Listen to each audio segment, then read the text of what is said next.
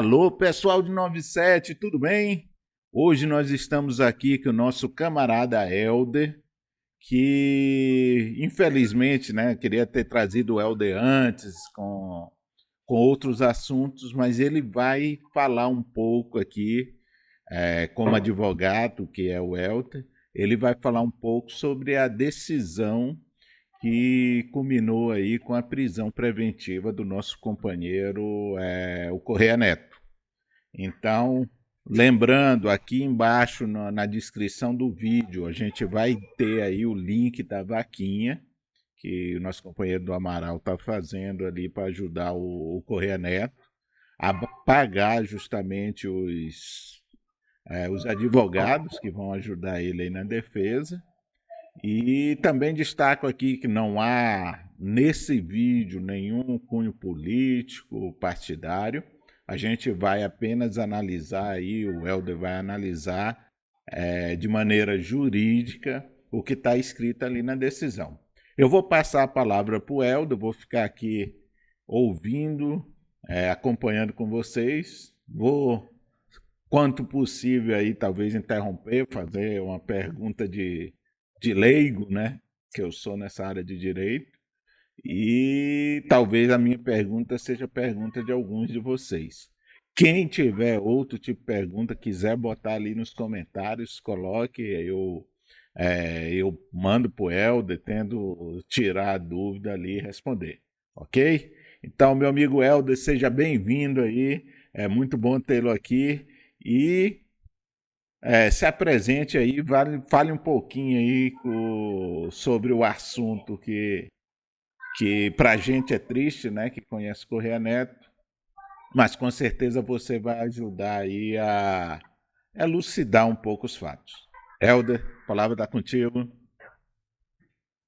Primeiro, as minhas saudações ao Otávio pela iniciativa de montar esse aparato todo, que é esse canal, voltado para o pessoal da nossa turma.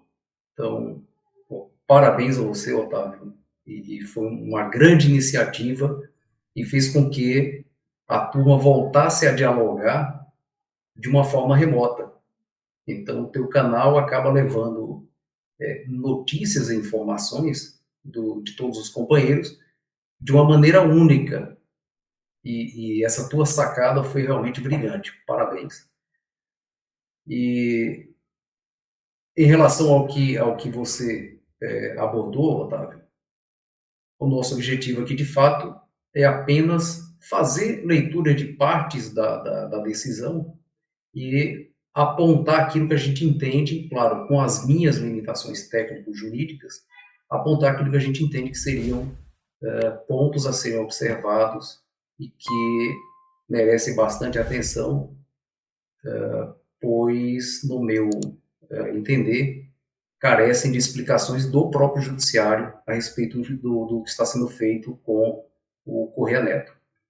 Então, esse é o mote do nosso tema de hoje. Por outro lado, eu queria agradecer a todos da turma que eventualmente vejam ou assistam o vídeo e antecipo as minhas desculpas se eventualmente eu cometer algum erro, alguma gafe aqui, ok?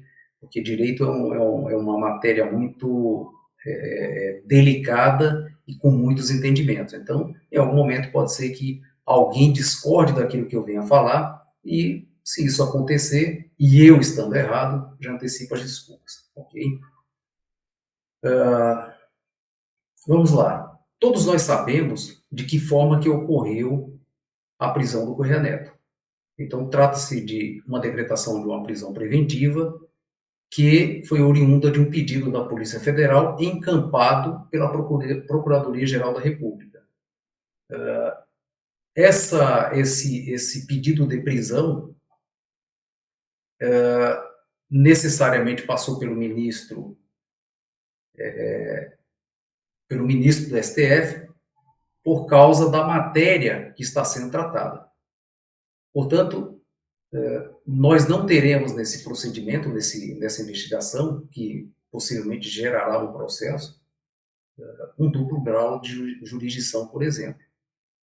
Portanto, tudo aquilo que for decidido vai ficar dentro do STF. E sabemos hoje que o STF ele tem um papel muito destacado sobre assuntos que, teoricamente, na visão de quem está fora daquele meio de Brasília, são políticos.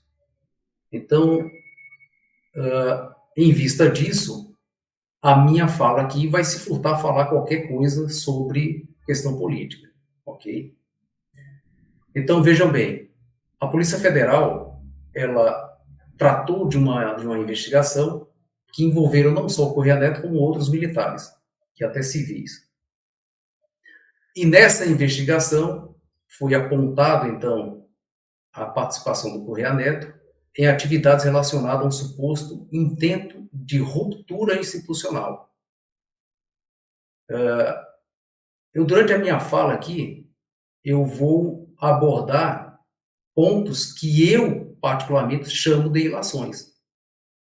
Então, aquilo que a Polícia Federal produziu e aquilo que a Procuradoria-Geral da República replicou, e essa é a palavra correta, a Polícia Federal, de fato, ela replicou aquilo que a Polícia Federal apontou, carece de mais informações que possam convencer até mesmo um leigo de que essa prisão está acontecendo de maneira legal. Ok? Então, vamos lá. Quais foram os fatos que embasaram o pedido de prisão preventiva por parte da Polícia Federal? Eu vou passar, a partir de agora, e peço vênia para isso, eu vou passar a fazer leitura de parte do que a Polícia Federal colocou no seu relatório. Disse, então, a Polícia Federal: o coronel do Exército Bernardo Romão Correia Neto, à época assistente do Comando Militar do Sul, teve participação ativa na organização de uma reunião no dia 28/11/2022, às 19 horas. E aqui eu faço a minha primeira inserção. Primeiro, há uma diferença muito crucial e importante de se fazer, é que o Correia Neto não participou de uma reunião, ele participou de um encontro. Então, quando a Polícia Federal coloca reunião, é porque, de fato, ela não tem certeza do que aconteceu. Então, ela utiliza um termo para justificar que aquele encontro foi um encontro pré-ordenado, com a finalidade específica, que seria subverter a ordem democrática. Então, e aí segue a Polícia Federal, na cidade de Brasília, com a presença dos oficiais com formação em forças especiais, assistentes de 2 generais, supostamente aliados na execução do golpe. Veja só, primeiro tratou um encontro de reunião, posteriormente, com uma suposição, dá fundamento a um pedido de prisão preventiva. E aí segue a Polícia Federal. Os diálogos encontrados no celular de Mauro Cid demonstram que Correia Neto intermediou o convite para a reunião e selecionou apenas os militares formados por forças especiais, o que demonstra planejamento minucioso para utilizar contra o próprio Estado brasileiro as técnicas militares para a consumação do golpe de Estado. Ora, todo mundo na caserna sabe que o Correia Neto é fiel. Todo mundo sabe que os paraquedistas fazem reunião. Todos os militares sabem que o pessoal que é guerreiro de selva faz reunião. Todo mundo sabe que o pessoal especializado em montanha faz reunião. Com as forças especiais não é diferente, meus amigos.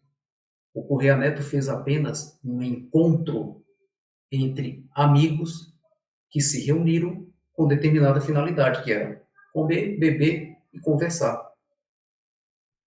Portanto, vocês percebam o seguinte: quando a Polícia Federal trata a reunião como encontro, quando a Polícia Federal diz que o Correia Neto intermediou e selecionou militares, ora, obviamente que o Correia Neto sendo forças especiais, e tem inúmeras forças especiais pelo Brasil afora, ele tem aqueles que são muito mais chegados a ele. Aqueles que ele tem uma afinidade um pouco maior. E até outros que ele deseja ter afinidade. Isso é proibido? Isso é planejamento minucioso para ser utilizado contra o próprio Estado? Isso significa que ele vai utilizar as técnicas que ele aprendeu no curso de Forças Especiais para consumar golpe? Para se dizer isso, tem que ter prova contundente. Não é ilação, não é supostamente, não existe suposição quando o assunto é segregação da liberdade. Ou é ou não é. E vai além. No mesmo dia, às 20h02, Correia Neto envia ao Mauro Cid uma minuta intitulada Carta ao Comandante do Exército de Oficiais Superiores da Ativa do Exército Brasileiro. Documento, vou usar o termo que a Polícia Federal usou, provavelmente discutido na referida reunião. Meus amigos,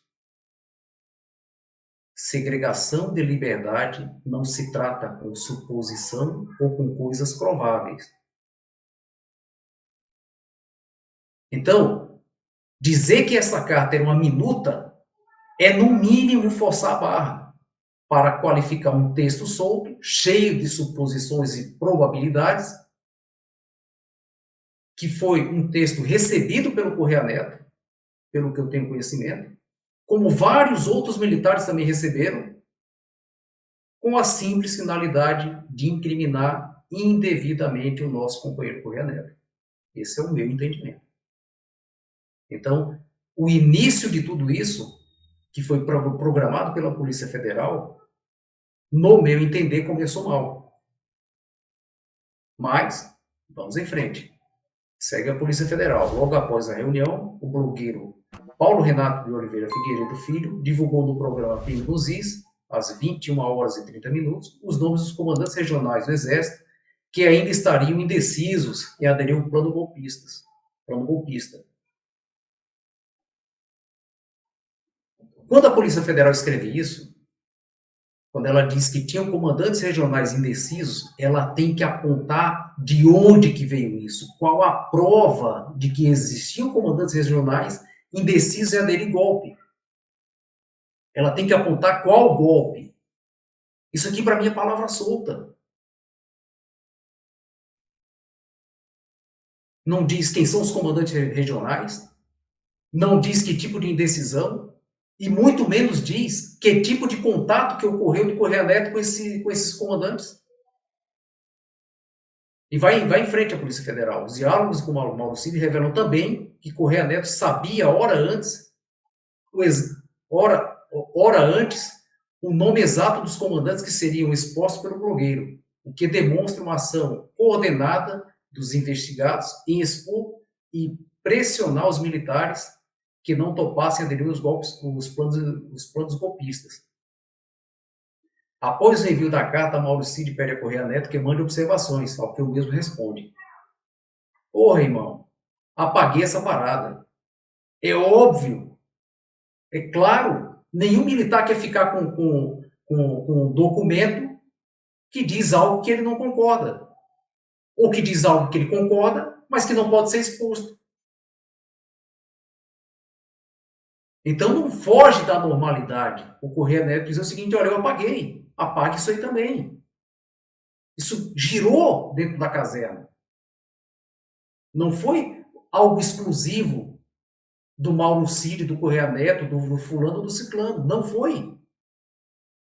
E vai, então, a Polícia Federal e continua. Os diálogos sugerem, vejam bem, mais uma palavra solta.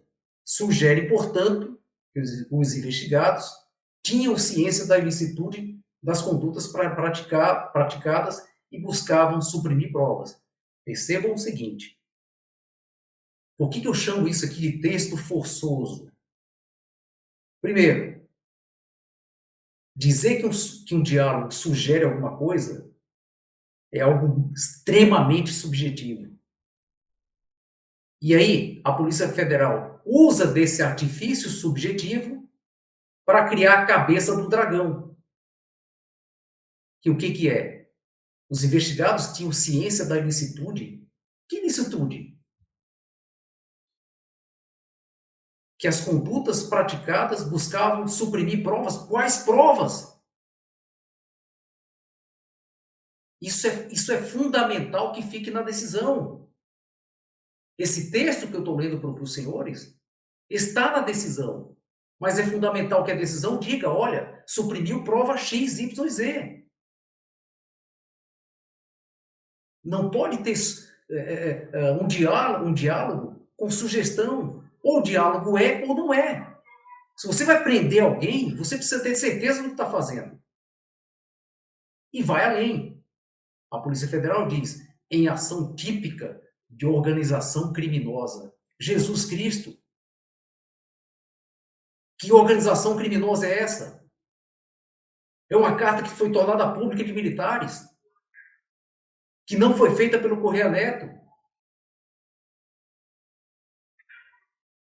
É uma missiva, não passa de uma missiva que chegou até ele.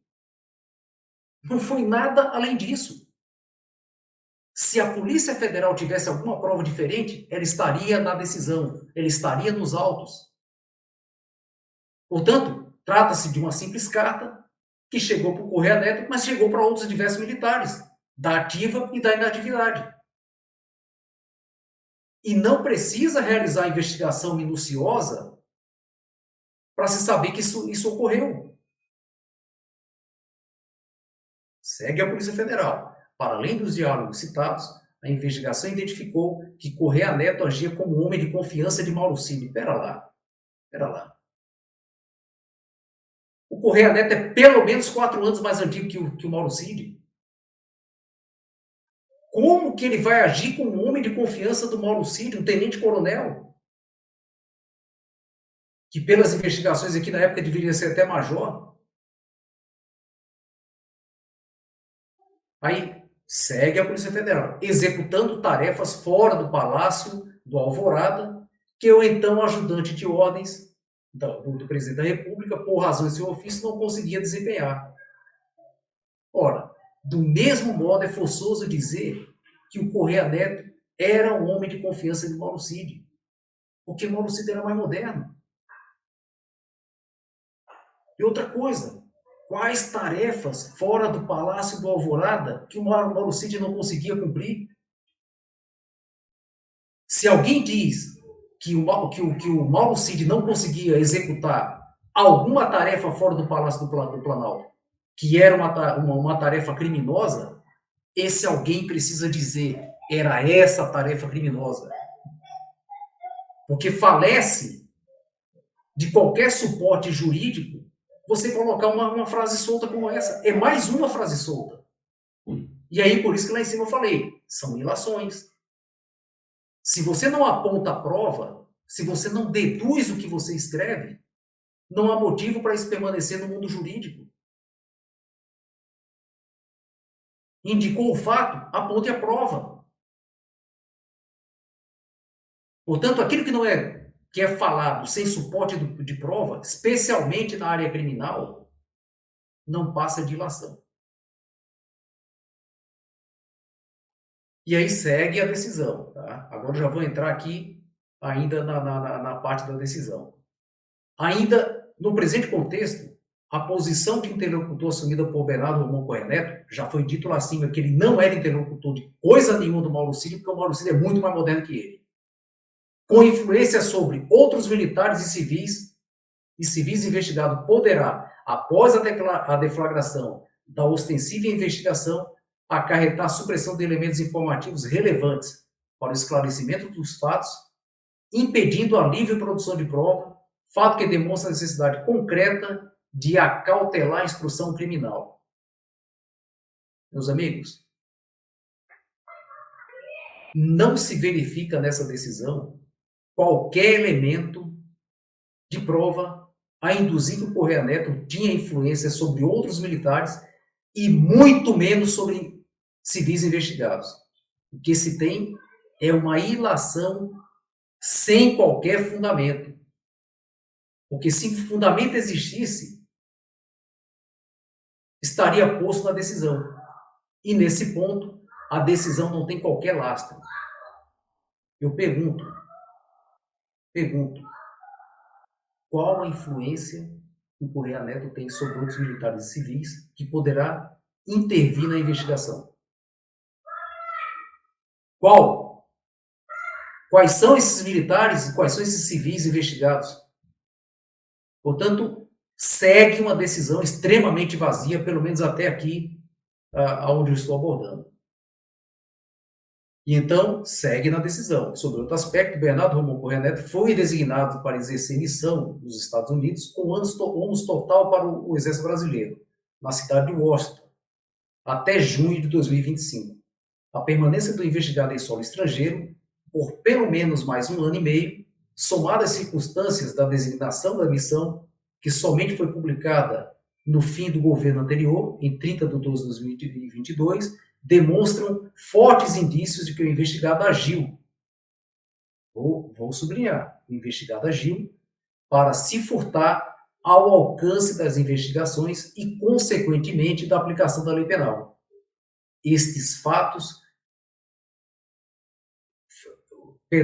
Fatos estes que justificam a decretação da prisão preventiva.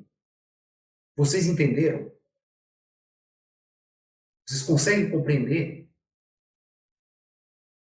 O Correia Neto foi mandado ao exterior para fazer um curso de mestrado, em que pese ele tenha tido um possível interesse em fazer o curso, ele só foi a mando do comando do Exército. Para se chegar a esse ponto, minimamente, e os militares todos sabem disso, ele teve que ter a aprovação do comando do Exército e a aprovação da instituição de ensino lá dos Estados Unidos, que olhou o currículo dele e falou, olha, esse aqui a gente tem interesse, vem estudar conosco. Isso não acontece da noite para o dia. Isso não aconteceu no dia 30 de 12 de 2022. Portanto, de tudo que eu li até agora, eu não consigo entender de onde que a autoridade policial, o Ministério Público e o excelentíssimo senhor ministro achou fatos que justificam a decretação da prisão preventiva. Mas vamos seguindo. Ainda na decisão, o ministro, antes de decretar a prisão propriamente, ele dispôs sumariamente e basicamente sobre o seguinte: nos termos do artigo 212 do Código de Processo Penal, a prisão preventiva poderá ser decretada como garantia da ordem pública, por conveniência da instrução criminal ou para assegurar a aplicação da lei penal, quando houver prova de existência de crime e indício suficiente da autoria.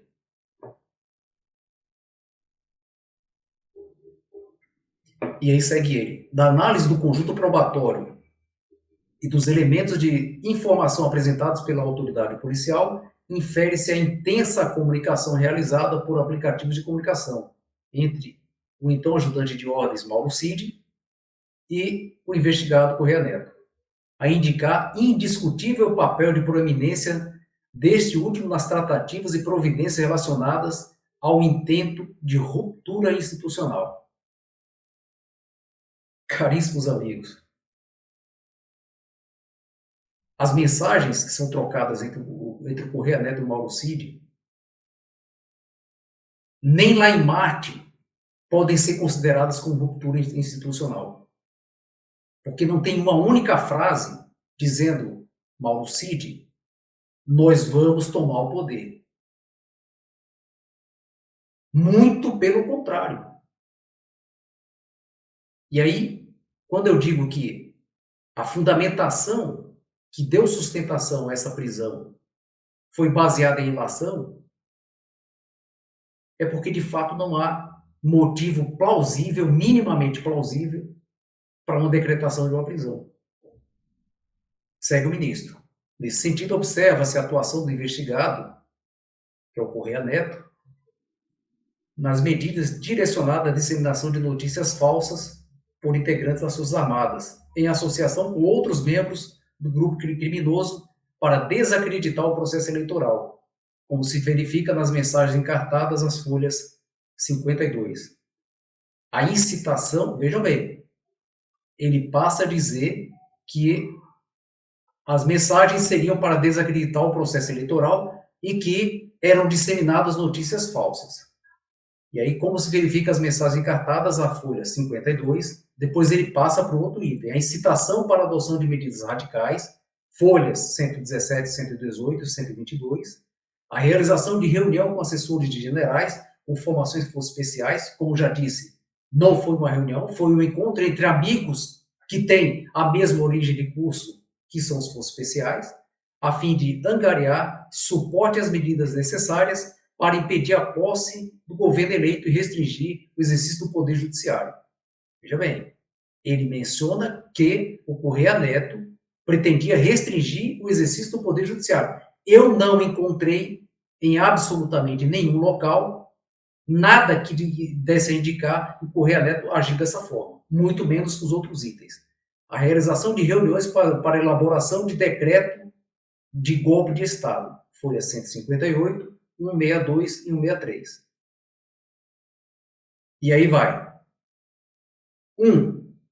A partir de agora, eu vou pegar cada ponto que ele levantou e vou dizer o que nós encontramos nos próprios autos, que é na decisão, vou falar a verdade. Mensagens para disseminação de notícias falsas por integrantes das Forças Armadas em associação com outros membros de grupos criminosos para desacreditar o processo eleitoral, folha 52.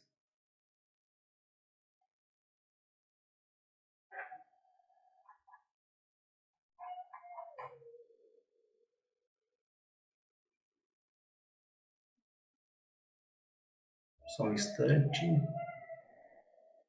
Otávio, não escuta? Pode falar aí, Helder. Vamos lá. Eu vou, a partir de agora, ler as mensagens aqui que o Correia Neto trocou com o Mauro Cid. Beleza. Tá? Então, tá lá, as folhas 87 dos autos da decisão. Salão de festas. Aí ele diz lá, SQN 305BL 1 às 19 horas. Hoje, mensagem do Mauro Cid apagada. Sim, claro, muitas coisas vazam. E o Estevão vai estar? Ele é o mais importante. Vai sim. Quem é? Cleverson, show. Show do Júlio, não é FE. Ou seja, não vai participar dos encontros que é exclusivamente para FE. Só chamamos os FEs, perfeito. Da Espora Dourada, não, né? Qual dos dois? O meu ou o outro? O outro. Não irá também, não, FE.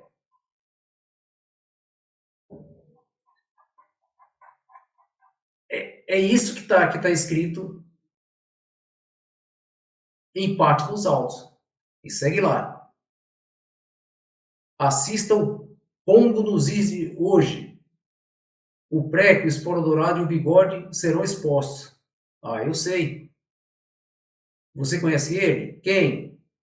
Se for o FE, não. Mas conheço quem conhece.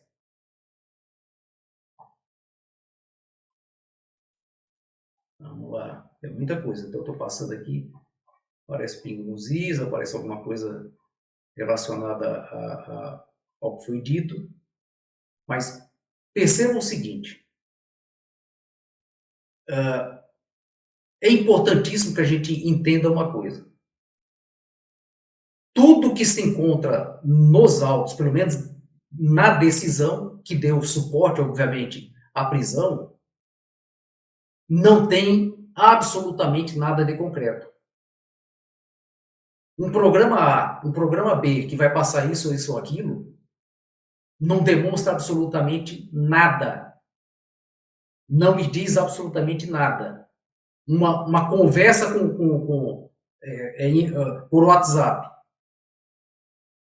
que não fala absolutamente nada em subverter o Estado democrático de direito, não pode ser tratada como sendo alguma coisa de grande importância a ponto de se programar, ou se prever, ou se ordenar uma prisão de um militar.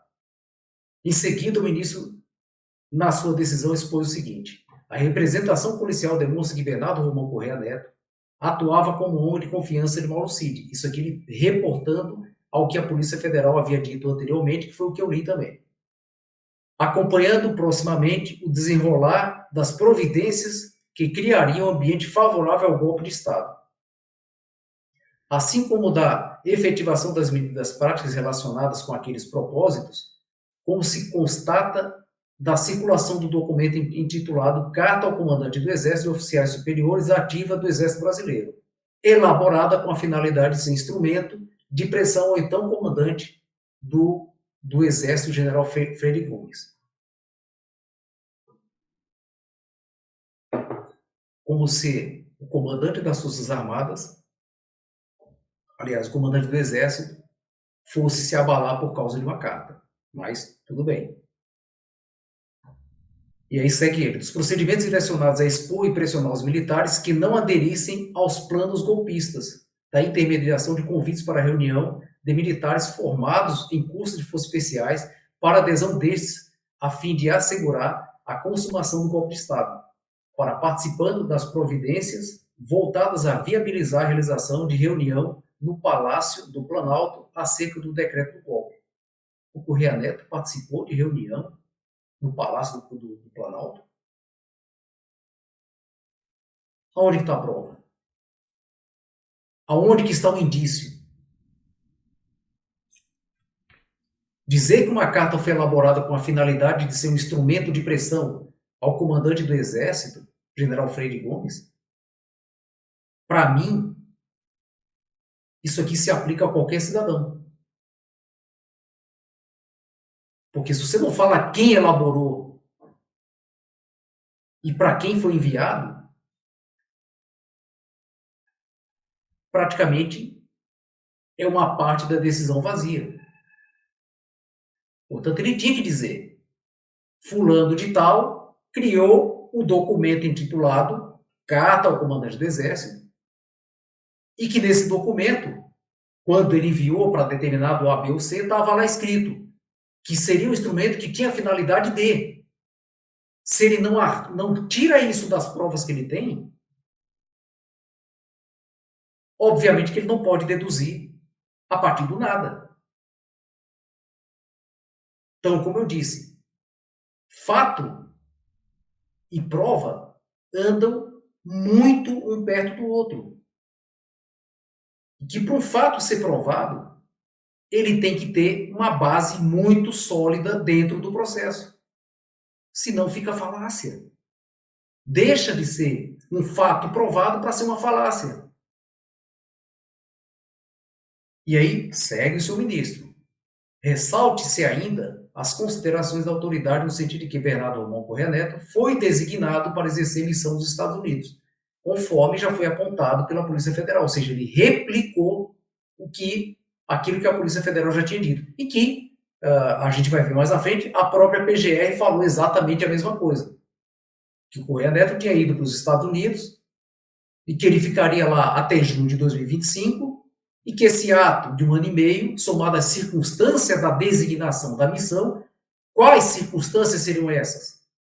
Se o Correia Neto passou por um processo de seleção e um processo de aceitação pela universidade, pela instituição de ensino. De onde que se tira isso? Do achismo? E aí ele segue: demonstram fortes indícios de que o investigado agiu para se furtar ao alcance de investigações e, consequentemente, da aplicação da lei penal. Fatos esses que justificam a decretação da prisão preventiva. Ora, eu custo a entender determinadas decisões, mas essa em especial, pela gravidade do fato que está sendo investigado, pela pessoa do militar que foi preso, quando eu leio uma parte da decisão em que tudo é vazio, nada lastreado em coisa nenhuma, E que dizer que um militar que foi designado para um curso no exterior, isso demonstra forte indício de que ele agiu. Isso só pode ser dito por alguém que não sabe como que funciona a caserna.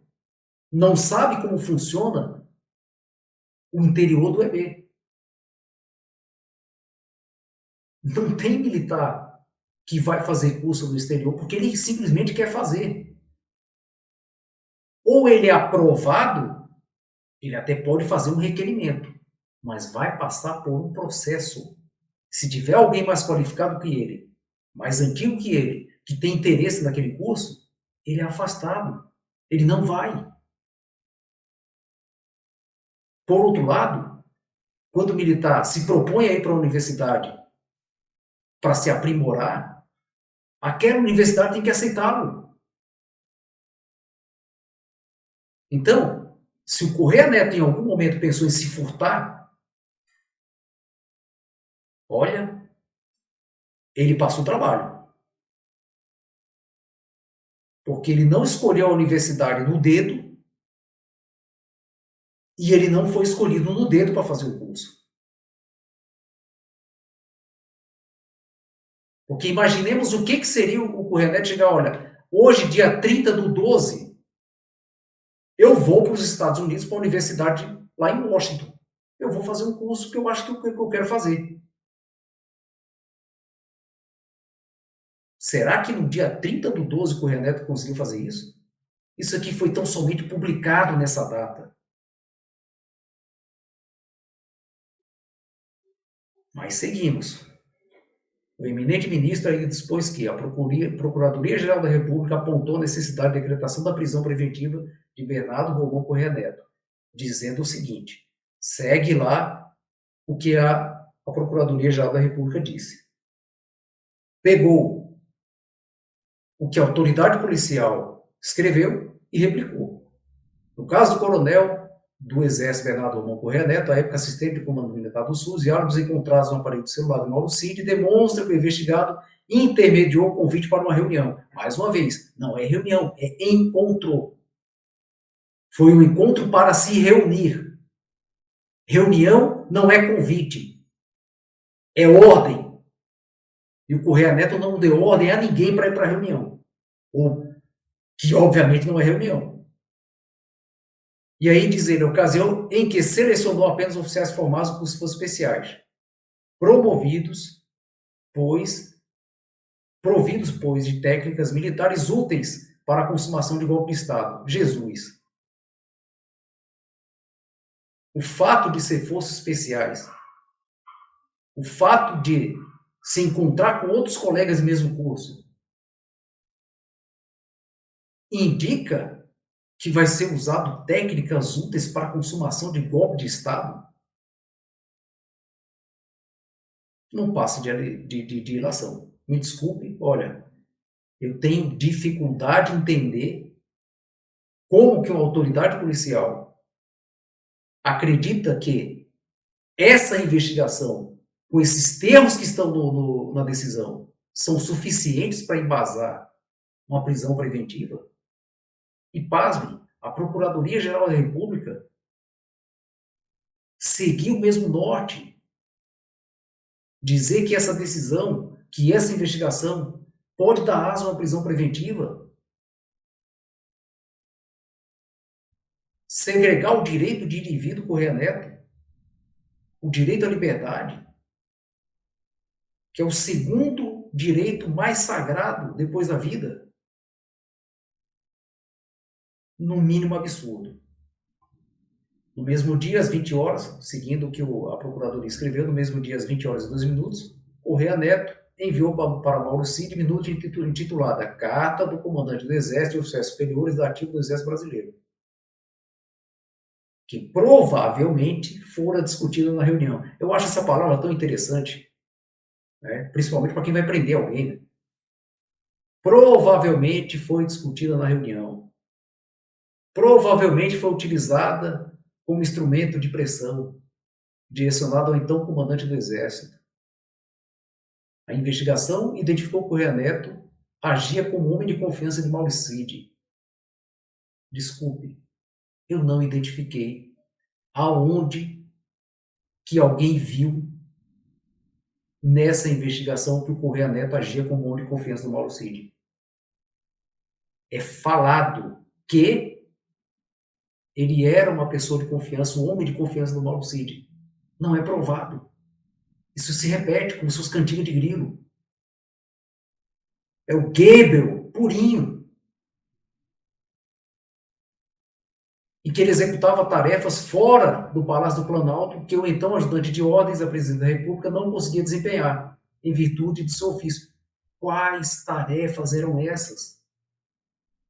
No mínimo, ele tinha que dizer que executava a tarefa A, B ou C, que o Mauro Cid não conseguia executar.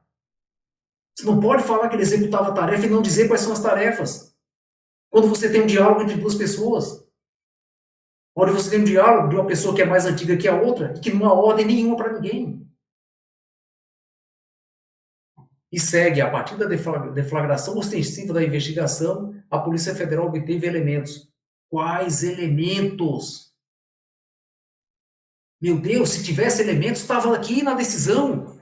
Ninguém fala de elementos de investigação, de deflagração de investigação ostensiva, que tem elementos e não apontam elementos.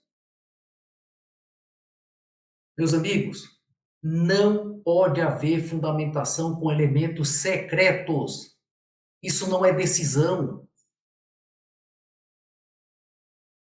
Se existem elementos, isso não vem à tona nos autos, não vem à tona na decisão, é porque são elementos secretos.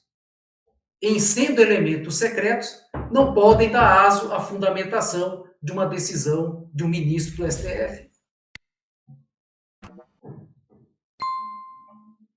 E lá, com influência sobre outros militares e investigados.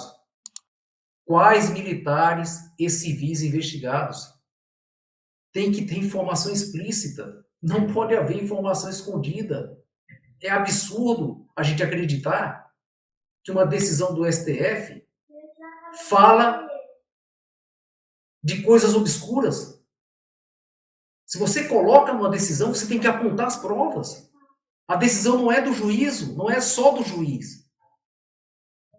Uma decisão que decreta uma prisão é de quem vai ser aprisionado.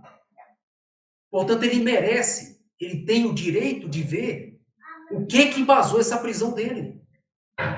Absurdamente, a decisão continua falando de fatos, continua falando de provas, continua falando de militares e civis, sem que a gente saiba quem são os militares civis, sem que a gente saiba quem são os fatos, sem que a gente saiba quais são as provas. Não se pode admitir que uma decisão de segregação de liberdade seja feita desta forma, com tantos elementos ocultos que, pelo que dá a entender, só o juiz, o Ministério Público e a Polícia Federal sabem a respeito. Porque se isso ocorre, é óbvio que se inviabiliza a defesa técnica. E aqui eu não estou falando na defesa realizada pelo Correia Neto. Eu estou falando em defesa técnica.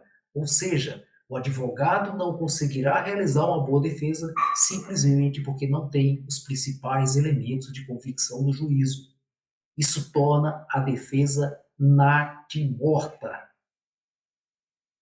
Isso é grave. No que concerne, segue a decisão.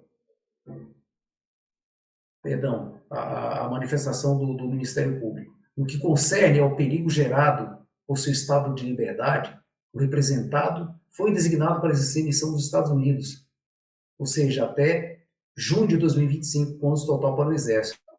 A permanência do investigado em solo estrangeiro por pelo menos mais 1 ano e meio, somada às circunstâncias da designação da missão, que somente foi publicada no fim do governo anterior. Veja bem, o que o governo anterior tem a ver com isso? Isso aqui é uma forma de fazer ligação política da designação do mestrado que o Correia Neto foi fazer no exterior com ato político. Quando, em verdade, isso aqui tinha que ser uma prova muito cabal para alguém escrever esse tipo de frase. E aí ele segue. Indicam que o Correia Neto agiu para se furtar ao alcance das investigações e, consequentemente, da aplicação da lei penal, mantendo-se atualmente nessa condição. Meus amigos, essa fundamentação do Ministério Público só pode vir de quem sequer pesquisou como as coisas funcionam na caserna. Ou seja, é bom que se ressalte que o Correia Neto sequer poderia se negar a ir aos Estados Unidos. A partir do momento que publicou a ida dele para os Estados Unidos, meus amigos, ele tem que ir. É ordem. O Exército quer que ele absorva conhecimentos e volte para aplicá-los. Ou seja, houve uma designação, houve uma ordem, e dessa forma ele tinha que cumprir. E aí, por causa disso, ele passou a ser uma ameaça à investigação. Ele foi para os Estados Unidos cumprir uma missão, designada pelo Exército, e agora ele está pagando com a segregação da liberdade, porque foi aos Estados Unidos a mando do Exército Brasileiro. E vou mais. Em relação ao tempo em que isso ocorreu, obviamente que o ministro, o eminente ministro, deixou de observar que o Correia Neto, para ser matriculado em qualquer curso designado pelo Exército, minimamente ele teria que ser aceito pela instituição de ensino. Não adianta o Exército dizer, vai, saia do Brasil, porque o governo está te mandando embora para você se furtar uma investigação. Se quem está na outra ponta, a instituição de ensino que está na outra ponta, não diz assim, eu aceito. Venha, que ele é qualificado, ele é interessante para vir pesquisar aqui na minha universidade. Vejam só, em que pese a nomeação tenha sido ocorrida no dia 30/12, o processo de seleção interno é da caserna e o processo de aprovação é da instituição americana, que vem ocorrendo minimamente há muito tempo. E não aconteceu de forma estanque, como a decisão apontou, como o Ministério Público apontou, como a Polícia Federal apontou. O que ocorreu com o Correia Neto é uma situação normal e ocorre com outros militares, que apontam para diretrizes gerais de ensino do Exército Brasileiro, que visa tão somente viabilizar a participação de militares do EB com a finalidade de qualificar seus recursos humanos. Isso não é ação de governo, é ação de Estado. Não foi o governo que estava presente lá em dezembro de 2022 que mandou o Correia Neto fazer um mestrado. Está na cabeça de quem isso? E aí, chegamos à parte que o ministro dedicou parte da sua fundamentação. E ele falou lá sobre a decretação da prisão cautelar do Correia Neto, dizendo que ela seria razoável, proporcional e adequada, até que se garanta a devida colheita probatória, na busca por delimitar todas as condutas criminosas apontadas pela Polícia Federal e a responsabilidade penal dos diversos núcleos da organização criminosa. Vejam bem. Isso aqui foi o ministro que escreveu. O Correia Neto foi designado para ir para o exterior, para os Estados Unidos. E foi. Porque recebeu a ordem, foi cumprir. Como um bom militar, foi cumprir a ordem. Eu pergunto, como é que o Correia Neto iria atrapalhar alguma colheita de prova estando nos Estados Unidos? Tudo bem que ele é fiel, mas ele não é ninja. Como é que o Correia Neto iria apagar alguma prova aqui no Brasil, ele estando nos Estados Unidos? Como é que ele ia atrapalhar a colheita probatória estando cursando mestrado lá em Washington? Se a Polícia Federal sabe que tudo isso vem acontecendo desde 2019, é porque ela iniciou, no mínimo, as investigações a partir daí. Caros amigos, nós estamos em 2024. Ou seja, de 4 a 5 anos de investigação. ainda querem delimitar condutas criminosas, ainda querem achar responsabilidade penal. E o pior, chama tudo isso que é um amontoado de vazio de organização criminosa. Então, para falar sobre esse ponto, nós temos obrigatoriamente que retornar às articulações ou fundamentações feitas pela Polícia Federal, que com todas as vênias e respeito que eu tenho a essa instituição, não logrou qualquer êxito em demonstrar que condutas criminosas são essas, e muito menos que colheita de prova pretende realizar. Tendo em vista que não há nada de concreto contra o Correia Neto. Nós só temos ilações diversas, sem qualquer prova da ASUS, minimamente a investigação. Eu não estou falando da decretação da prisão, estou falando da investigação. E eu vou destacar o que disse a Polícia Federal. Ela usou o termo assistente dos generais, supostamente aliados na execução do golpe. Supostamente. O Correia Neto intermediou o convite para a reunião. Não foi para a reunião, foi para o encontro entre amigos. Selecionou apenas os militares formados no curso de forças especiais. Eles se encontraram N vezes em Brasília, porque os forças especiais fazem isso, eles se encontram entre eles. Os militares sabem disso, nós sabemos disso.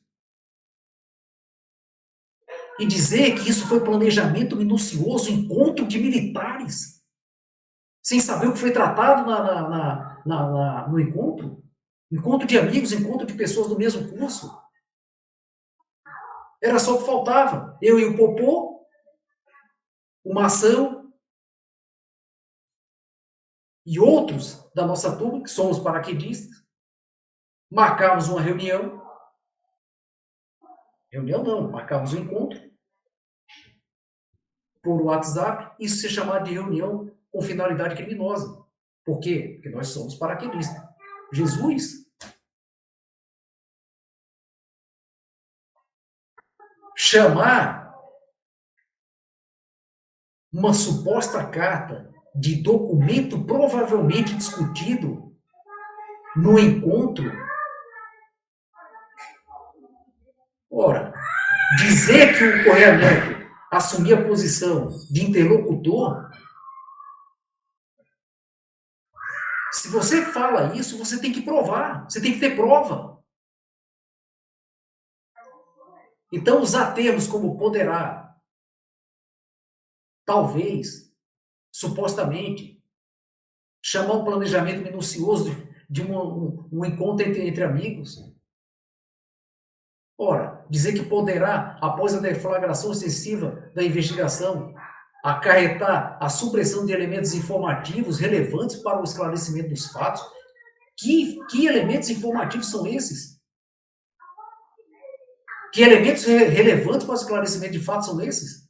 Se é sabido, está lá na decisão que desde 2019, supostamente isso estava acontecendo.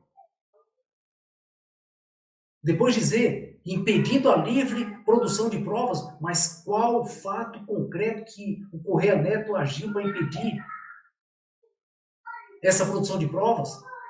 Qual foi o ato concreto?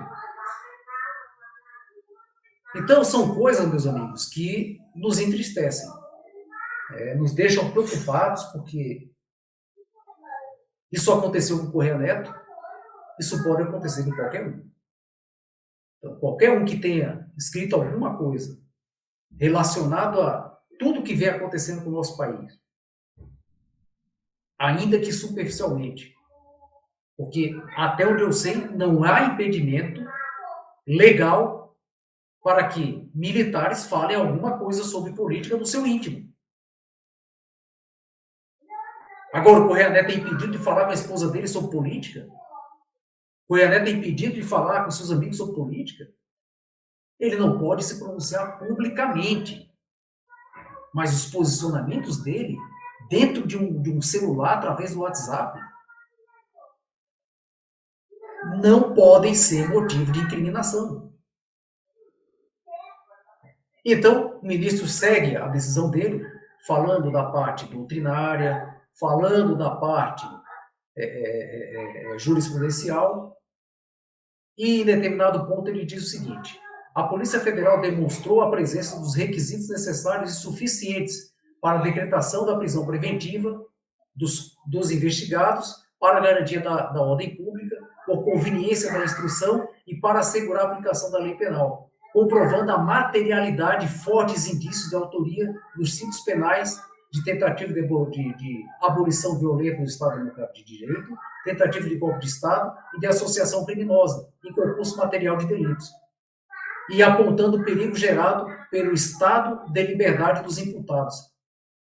Ora, por tudo acima que eu falei até aqui, os apontamentos que eu fiz, que estão na decisão, onde está a demonstração feita pela Polícia Federal, onde estão as provas capazes de permitir a decretação de uma prisão preventiva sem se esbarrar na ilegalidade?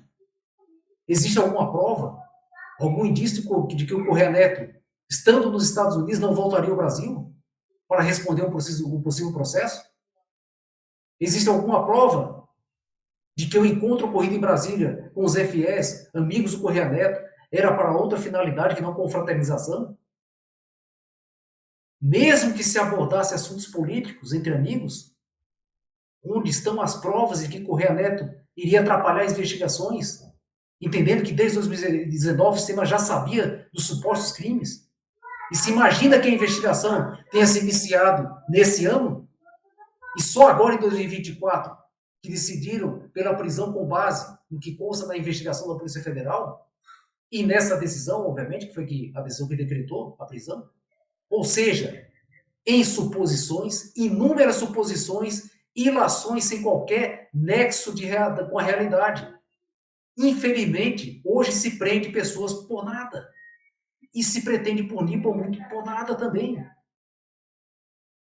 E diz o ministro, assim estão presentes o fumus comissi delicti e o periculum libertatis. Amigos, se o ministro trocasse os termos estão presentes por não estão presentes os requisitos, não seria necessário mudar absolutamente nada na decisão, pois de fato não existe nada concreto, nenhum requisito que permita essa prisão. Porque ilações, suposições, a gente deixa para mãe Diná. Ela que vai achar na cabeça dela que isso é assim, que isso é assado, que ela sonhou à noite. Não pode ser através do Judiciário, não pode ser através da Polícia Federal, não pode ser através do Ministério Público Federal. Portanto, meus amigos, eu vejo com bastante dificuldade que essa decisão se mantenha de pé. E rogo para que esse processo vá o quanto antes para o plenário da Corte, para que saia uma decisão que seja de acordo com o que tem nos autos. Porque na medida em que a gente enxerga e lê o que saiu nessa decisão, em cima de vazios sobre vazios, eu não acredito que os demais ministros possam encampar esse tipo de decisão. Então, devido ao avançar aí do nosso horário, eu acho que eu já falei um pouco demais. Poderia falar um pouco mais sobre a questão técnica, mas isso aqui não é o ambiente de ensino. Então, o que eu fiz foi uma leitura de fatos. Obviamente que qualquer um de nós poderíamos fazer. A diferença é você pegar esses fatos, olhar de maneira muito delicada, muito com olhos de quem tem uma vivência no direito, e aplicar isso dentro da legislação. Então, se alguém esperava aí eu falar sobre o que é uma prisão preventiva, o que é uma prisão temporária, aonde se divide a prisão civil, a prisão criminal, quais os tipos. Infelizmente, eu decepcionei. Mas não era esse realmente, de fato, o meu objetivo. Não era chegar aqui com a cátedra na mão. Era ler e expor para os senhores o que está escrito ali. Eu, quando li, me assustei. Porque a gente espera que no Supremo venha uma decisão muito embasada. Porque quando você fala, eu vou tirar a sua liberdade, você tem que ter elementos muito fortes para isso. Mas o ponto que mais me chamou a atenção, e eu deixei para o final propositadamente, é que nessa decisão, o ministro Alexandre de Moraes fala que ele estaria sendo, entre aspas, perseguido. Ele se coloca como vítima de todo esse aparato para dizer que os militares sabiam os deslocamentos dele para lá, para cá, onde ele estava, onde ele estaria, e que outros juízes poderiam estar expostos por causa dessa, entre aspas, organização criminosa. Meus amigos, a partir do momento que o juiz se coloca como vítima, ele não pode mais decidir. Eu me assusto. Se o ministro aparece, ele sendo como uma das vítimas dessa organização, ele, no mínimo, tem que pegar o processo, mandar para a presidência e dizer o seguinte, olha, a investigação manda para a presidência e diz o seguinte, distribui para outro ministro. Então, eu estou sem saber o que está acontecendo com o judiciário brasileiro. É como se acontecesse o seguinte, você imagina que eu vou aqui na rua, na frente da minha casa, pego o meu carro, estou saindo, o juiz passa na minha frente, eu bato o carro no carro dele. Aí o juiz, olha, você bateu no meu carro. Eu falo, não, o senhor entrou na minha frente, estava na mão errada, tal, não sei o que, discussão, eu não pago. Não pago, não vou pagar, tá bom. O juiz manda proceder um processo, o processo chega na vara dele, ele pega o processo e toma a decisão de me condenar a pagar o dano. É a mesmíssima coisa. Vocês percebem? Eu vou mais além. É quase olho por olho, dente por dente. Pensem a respeito. Acho que nós temos muita coisa por pensar no nosso país. E essa decisão é um momento muito, eu diria, não oportuno. Mas já que aconteceu, vamos pensar a respeito.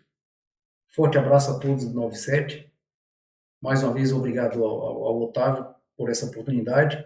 Infelizmente, os meus amigos de turma que me sucederam têm muito mais capacidade e eloquência que eu. Então, peço desculpas aí pela minha limitação, mas é o que eu tenho a apresentar. Eu não quero chegar ao ponto de me comparar com o Mário, por exemplo, que é o concurso no direito, tem muito mais tempo de direito que eu, e tem uma eloquência aí que é brilhante. Então, os demais que me sucederam, me desculpem, mas eu fui alçado a essa missão e fiz o que eu pude fazer. Forte abraço.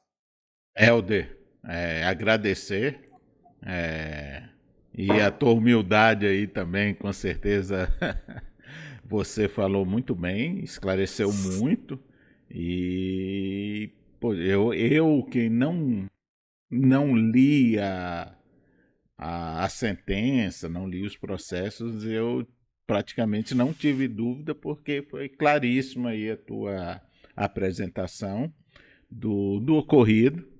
E eu fico aqui também junto contigo aí na torcida para que essas incongruências, essas ilações, né, que a gente viu, que isso não prossiga e que o nosso companheiro seja inocentado, lógico, não existe essa organização criminosa, nosso companheiro não é um criminoso, ele é um pai de família, um oficial do Exército Brasileiro respeitado.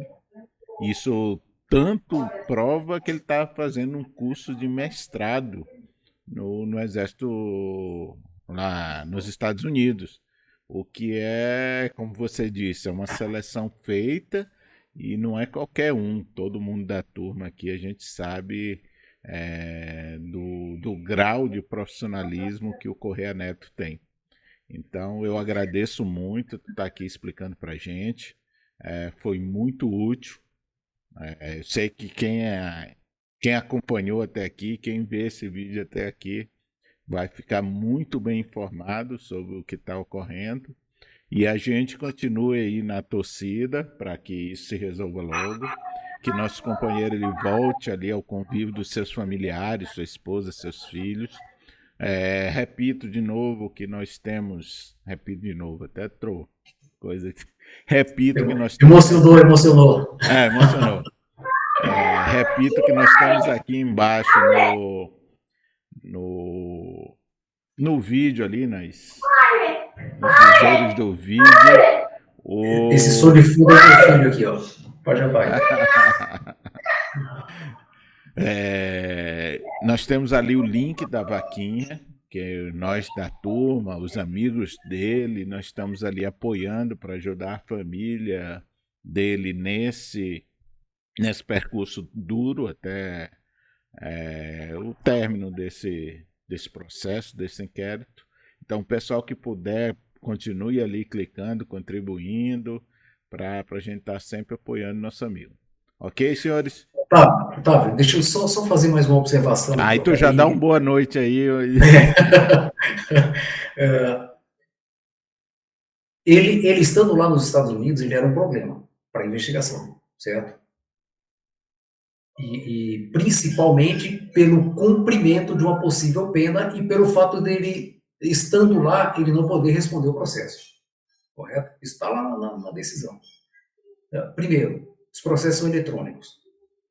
Então, não precisa da presença do Correia Neto, não precisaria da presença do Correia Neto aqui no Brasil.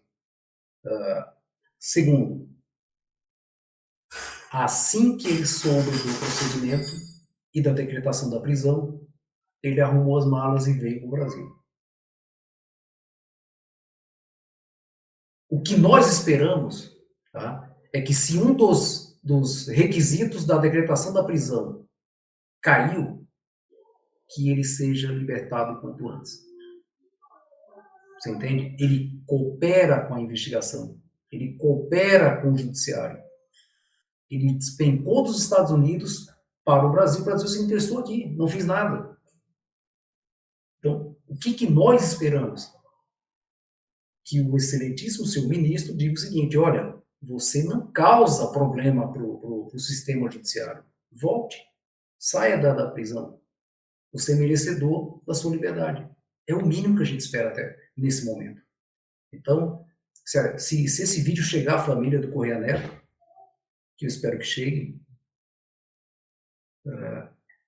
eu tenho uma coisa para dizer para os familiares.